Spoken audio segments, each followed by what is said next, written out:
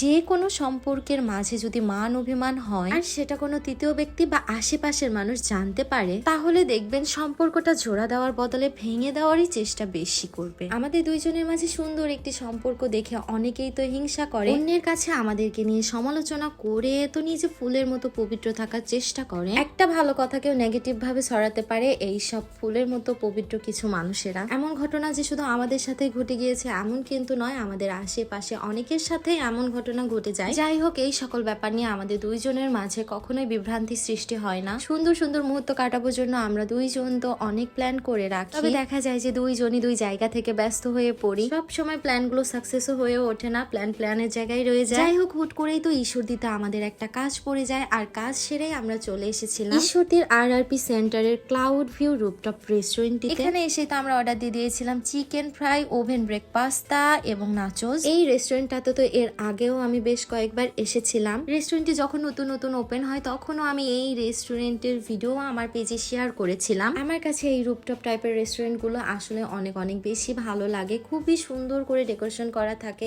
এই রেস্টুরেন্ট গুলোতে। আমার কাছে মনে হয় ঈশ্বরদীর সবচেয়ে সুন্দর একটি রেস্টুরেন্ট এই RRP সেন্টারের ক্লাউড ভিউ রেস্টুরেন্টটি। এখানে আমরা যে সকল খাবারগুলো অর্ডার করেছিলাম আমাদের কাছে তো খাবারগুলো অনেক অনেক বেশি ভালো লেগেছে, তবে এখানকার খাবারগুলোর দামগুলো একটু বেশি মনে হয়েছে। সে তুলনায় বলা যায় যে খাবারের পরিমাণও একটু কম ছিল, যদিও আমাদের দুইজনের জন্য এনাফ। এর আগেও যেহেতু আমি এই রেস্টুরেন্টের খাবার খেয়েছি বা আজকেও খেলাম, আমার কাছে এইখানকার খাবারগুলো বেশ ভালোই লাগলো। খাওয়া দাওয়া শেষ করেই তো এই যে এখন আমরা দুইজন মনের সুখে গল্প করতেছিলাম। সো আজকে এই ভিডিওটি এ পর্যন্ত। আর হ্যাঁ, কমেন্টে তো অবশ্যই বলে যাবেন আমাদের দুইজনের একসাথে ভিডিও আপনাদের কাছে কেমন লাগে।